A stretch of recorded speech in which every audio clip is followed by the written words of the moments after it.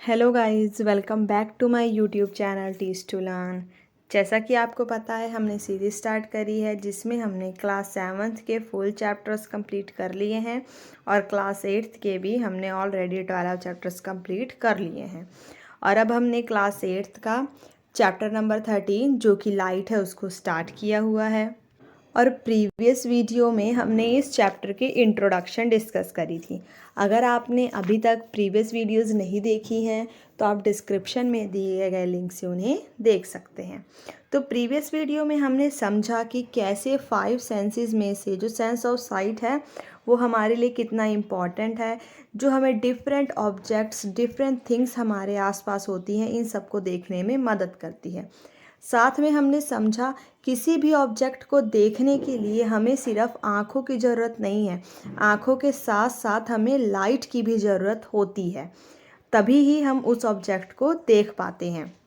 जब उस ऑब्जेक्ट पे पड़ने वाली लाइट हमारी आँखों पे पड़ती है तब हम उस ऑब्जेक्ट को देख पाते हैं। और किसी भी ऑब्जेक्ट को देखने के लिए लाइट या तो उस ऑब्जेक्ट से इमिट हो रही हो, जस्ट लाइक सन, क्योंकि सन अब खुद अपनी लाइट को इमिट कर सकता है क्योंकि उसके पास खुद अपनी लाइट है, तो वहाँ से इमिट हुई लाइट हमारी आँखों में पड़ती है और वो हमें दिखाई देता है। या फिर वो ऑब्जेक्ट लाइट को रिफ्लेक्ट करे, जैसे कि बल्ब है, बल्ब से लाइट बुक पर पड़ी और बुक से रिफ्लेक्ट होके हमारी आँखों में पड़ी, तब जाके हमें ये बुक दिखाई दी। तो हमने इसके बारे में पढ़ा। फिर लास्ट में हमने एक क्वेश्चन से अपने इंट्रोडक्शन को वीडियो को ख़त्म किया कि जब किसी भी ऑब्जेक्ट के ऊपर कोई लाइट फॉल करती है तो उस लाइट के फॉल करने के बाद उसकी डायरेक्शन, रिफ्लेक्ट करने की डायरेक्शन कौन सी होगी। आज की वीडियो में हम इसे ही अच्छे से स्टडी करेंगे। तो चलिए स्टार्ट करते हैं हम। देखिए, ये वाला जो टॉपिक है इसको हम कवर करेंगे लॉज ऑफ रिफ्लेक्शन में। लॉज ऑफ रिफ्लेक्शन बेसिकली दो हैं। आज की वीडियो में हम फर्स्ट लॉ को डिस्कस करेंगे और अपनी नेक्स्ट वीडियो में हम सेकंड लॉ को डिस्कस करेंगे। तो देखिए, इस लॉज ऑफ रिफ्लेक्शन को समझने के लिए हम एक्टिविटी करते हैं। इस एक्टिविटी में हमें वाइट शीट चाहिए पेपर का और एक टेबल या फिर ड्राइंग बोर्ड चाहिए। Take a comb and close all its opening except one in the middle.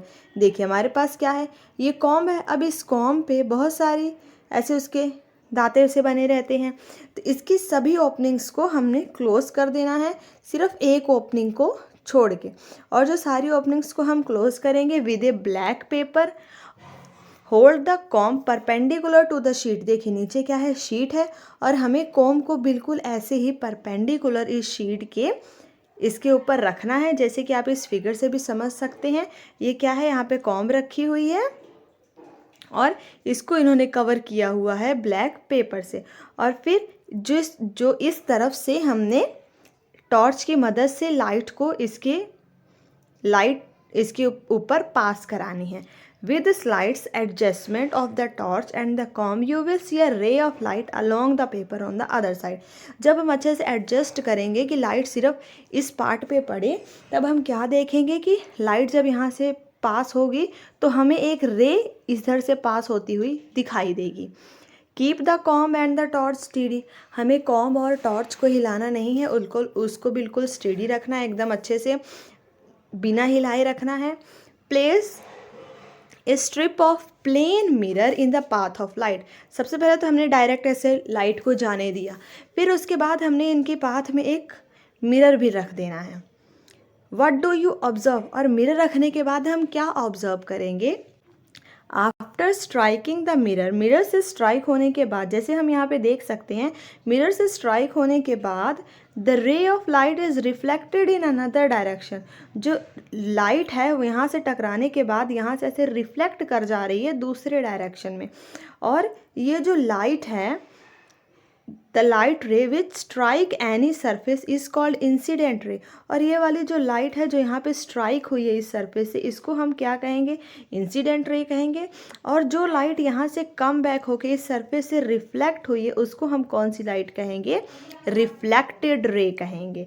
तो ये चीज़ें आपको ध्यान में रखनी है। कि इंसिडेंट रे और रिफ्लेक्टेड रे क्या होती है। इंसिडेंट रे जो इस सरफेस पे इंसिडेंट कर रही है, स्ट्राइक कर रही है, और जो रिफ्लेक्ट हो रही है वो होगी reflected ray. A ray of light, अब देखिए यहाँ पे इंपॉर्टेंट पॉइंट क्या लिखा हुआ है कि रे ऑफ लाइट आखिर होती क्या है। असल में हमने अपनी मर्जी से बनाया हुआ है। रियलिटी में तो जो नैरो बीम ऑफ लाइट होती है ना, वो भी बहुत सारे रेज से मिल के बनी होती है। बट यहाँ पे हम सिंप्लिसिटी के लिए, ताकि हमें अच्छे से समझ आए, ये जो नैरो बीम ऑफ लाइट है इसे ही हम रे कंसीडर कर रहे हैं। अब देखिए, जब हमने यहाँ पे ये एक्टिविटी करी तो ये चीज़ हमें अभी ऐसे दिखाई दे रही है, पर अगर हम टॉर्च को हटाएंगे तो ये रे दिखाई नहीं देगी हमें। तो इस चीज़ से बचने के लिए हम क्या करेंगे, यहाँ पे ये जो हमें रे दिखाई दे रही है इसके ऊपर पेंसिल से ऐसे ड्रॉ कर लेंगे। सिमिलरली यहाँ भी हम पेंसिल से ऐसे ड्रॉ कर लेंगे, जैसे कि हमें इस फिगर में दिखाया गया है। Draw lines showing the position of plane mirror. Plane mirror की भी पोजीशन के लिए एक लाइन ड्रॉ कर लेना है, इंसिडेंट रे के लिए भी एक लाइन ड्रॉ कर लेनी है, और रिफ्लेक्टेड रे के लिए भी हमें लाइन ड्रॉ कर लेनी है इस पेपर के ऊपर। Remove the mirror and the com, और उसके बाद मिरर और कॉम दोनों को रिमूव कर देना है। रिमूव करने के बाद draw a line making an angle of 90 degree to the line representing the mirror at the point where the incident ray strike the mirror. अब देखिए, इस पॉइंट पे, जैसे मान लीजिए ये क्या है, मिरर है, इस पॉइंट पे इंसिडेंट रे स्ट्राइक कर रही है, तो इसी पॉइंट पे हमें एक नॉर्मल लाइन, मतलब कि जो 90 डिग्री का एंगल बना रही है, ऐसी लाइन हमने ड्रॉ कर लेनी है। इसी लाइन को हम क्या कहेंगे, नॉर्मल कहेंगे to the reflecting surface at that point, क्योंकि ये जो सरफेस है मिरर वाला, ये क्या है, रिफ्लेक्टिंग सरफेस है, और इसी सरफेस के ये क्या लाइन हमने ड्रॉ कर ली, नॉर्मल ड्रॉ कर ली। The angle between the normal and the incident. अब देखिए, इस चीज़ को समझने के लिए यहाँ पे अलग से बनाते हैं। देखिए यहाँ पे क्या है, ये हमारे पास एक मिरर बन गया है। मिरर को शो करने के लिए उसके पीछे रफ पार्ट को शेडेड दिखा देना है हमें। फिर यहाँ से क्या है, एक इंसिडेंट रे जा रही है और यहाँ से वो रिफ्लेक्ट कर रही है। बीच में हमने क्या बना दिया था, एक नॉर्मल रे भी बना दी थी, नॉर्मल भी बना दिया था। अब यहाँ पे ये वाला जो एंगल होगा इंसिडेंट रे और नॉर्मल के बीच का, उसको हम क्या कहेंगे, एंगल ऑफ इंसिडेंस कहेंगे। और दूसरा जो एंगल है, ये वाला जो एंगल है जो रिफ्लेक्टेड रे और इस नॉर्मल के बीच में बन रहा है, वो होगा एंगल ऑफ रिफ्लेक्शन। बस बेसिकली बच्चे यहाँ पे कंफ्यूजन क्या कर जाते हैं कि वो इस मिरर और इस इंसिडेंट रे के बीच के एंगल को भी एंगल ऑफ इंसिडेंस मान लेते हैं, जो कि बिल्कुल रॉन्ग है। सिमिलरली वो इस मिरर और इस रिफ्लेक्टेड रे के बीच के एंगल को एंगल ऑफ रिफ्लेक्शन मान लेते हैं, जो कि बिल्कुल गलत है। तो आपको इस चीज़ से ध्यान रखना है कि एंगल ऑफ इंसिडेंस क्या होगा, जो इंसिडेंट रे और नॉर्मल के बीच का एंगल है। सिमिलरली एंगल ऑफ रिफ्लेक्शन क्या होगा, जो रिफ्लेक्टेड रे और इस नॉर्मल के बीच का एंगल होगा ये। तो यही बात यहाँ पे इन्होंने हमें समझाई हुई है।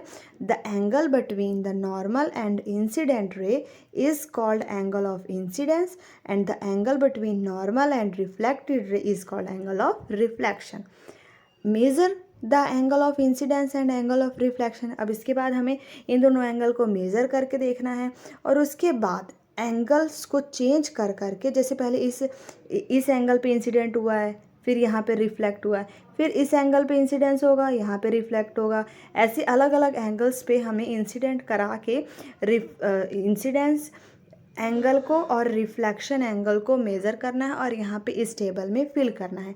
जब आप ये एक्टिविटी करेंगे तो आप क्या पाएंगे, एंगल ऑफ इंसिडेंस और एंगल ऑफ रिफ्लेक्शन के बीच में एक रिलेशन पाएंगे कि ये हर बारी इक्वल आ रहे हैं। जैसे कि अगर यहाँ पे 10 आया है तो ये भी 10 आएगा, अगर ये 20 है तो ये भी 20 आएगा, यहाँ पे 30 है तो ये भी 30 आएगा। तो इससे हमें एक आइडिया क्या लगा सकते हैं इस एक्सपेरिमेंट से, अगर आप इसको बिल्कुल केयरफुली करेंगे, कि फिर हमेशा में क्या देखने को मिलेगा कि जो एंगल ऑफ इंसिडेंस है वो हमेशा एंगल ऑफ रिफ्लेक्शन के इक्वल होगा।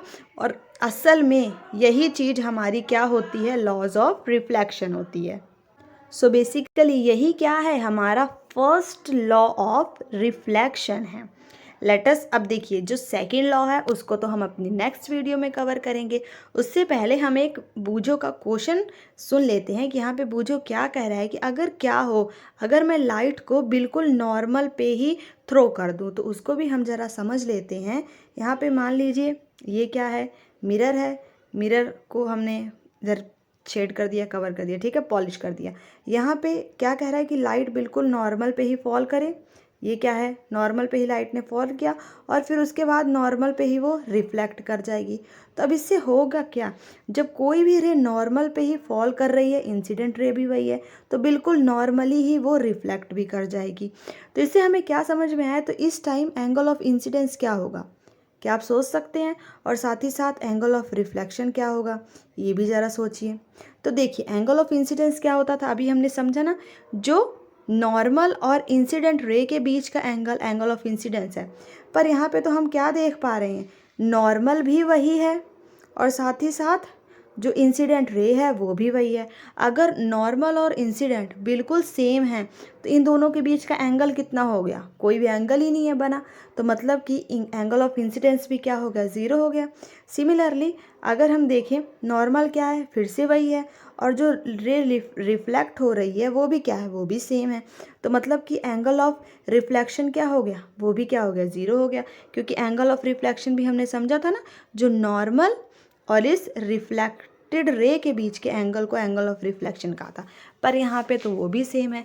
तो इससे हमें क्या समझ में आया कि जब भी रे नॉर्मल पे फॉल करेगी तो उस टाइम एंगल ऑफ इंसिडेंस और एंगल ऑफ रिफ्लेक्शन दोनों ही क्या होंगे, ज़ीरो होंगे। तो ये था बूझो के क्वेश्चन का जवाब। तो आज की वीडियो में हमने लॉज ऑफ रिफ्लेक्शन के फर्स्ट लॉ को स्टडी किया। नेक्स्ट वीडियो में हम इसके सेकंड लॉ को डिस्कस करेंगे। अगर आपको वीडियो अच्छी लगी हो, अगर आपका कोई भी डाउट हो, कोई भी सुजेशन हो, आप ज़रूर मुझे कमेंट बॉक्स में कमेंट करें। वीडियो अच्छी लगी हो तो इसे लाइक करें और अपने फ्रेंड्स के साथ शेयर करना ना भूलें। Thanks for watching.